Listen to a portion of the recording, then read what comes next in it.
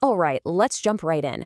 We're going to be talking about one of the most transformative and honestly, one of the most misunderstood technologies out there today, artificial intelligence. Our goal here? To cut right through all the sci-fi hype and demystify what AI really is. So let me start with a question for you. How many times do you think you've used AI just today?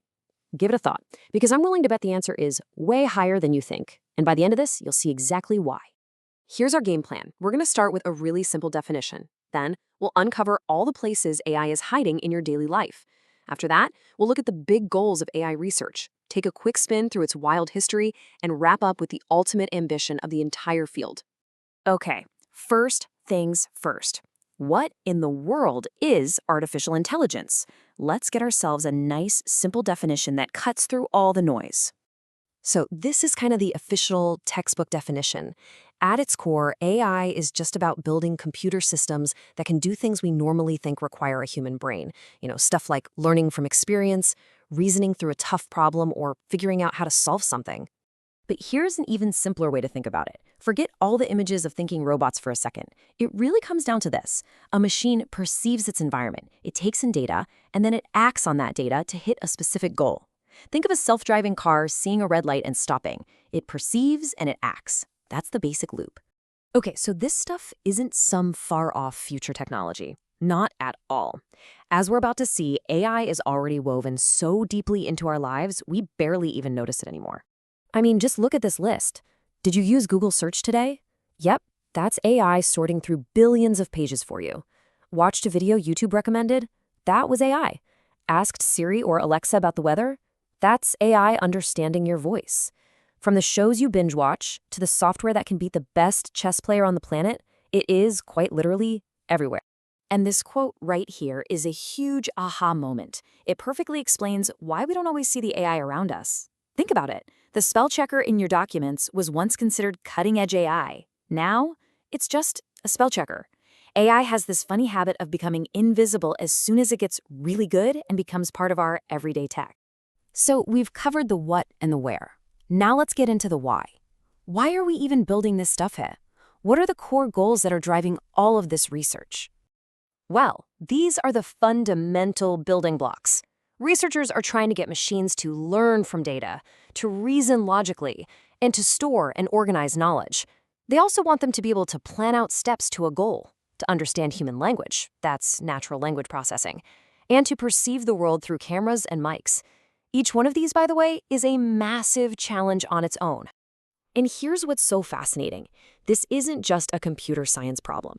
To build AI that can actually do these things, researchers have to pull ideas from all over the map. They're looking at psychology for how we learn, linguistics to understand language, philosophy for logic, and even neuroscience to get clues from the wiring of our own brains. It's a huge collaborative effort. Now, you might think the story of AI has been this one smooth, upward climb of progress, but that's not the case at all.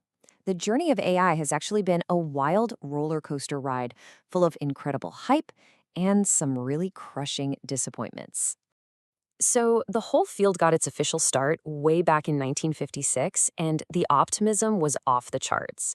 But the problems turned out to be way harder than anyone imagined. That led to these long periods called AI winters, where progress stalled, funding dried up, and people kind of lost faith. But then, right around 2012, something big happened that kicked off the absolute explosion in AI that we're all living through right now. So what was it?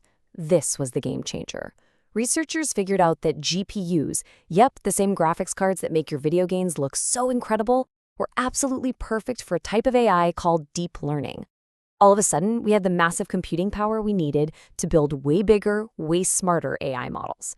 And that discovery is the engine behind this entire modern AI revolution. Which brings us to our final section, and it's the big one. We're zooming out to look at the ultimate goal, the breathtaking ambition of this entire field. The quest for AGI. See, almost all the AI we've talked about so far is what we call narrow AI. It can be superhuman at one specific thing, like playing chess, but it can't do anything else. AGI, or artificial general intelligence, that's the dream. It's the idea of a single system that has the same kind of flexible general intelligence that we do, the ability to learn and master pretty much any task a human can. And let me tell you, the race to build the world's first AGI is on. It is the new space race. You've got these major players, OpenAI, Google DeepMind, Meta, and they are all in, stating publicly that creating AGI is their #1 goal. We're talking billions of dollars and the brightest minds on the planet focused on this one monumental problem. So when you step back, it's just an incredible story. It started as this niche academic idea in 1956, went through decades of struggle, eventually became the technology that powers the phone in your pocket, and now it's a global quest to build a completely new kind of intelligence. We've talked about the what, where, and why of AI, but this quest for AGI forces us to ask a much, much bigger question.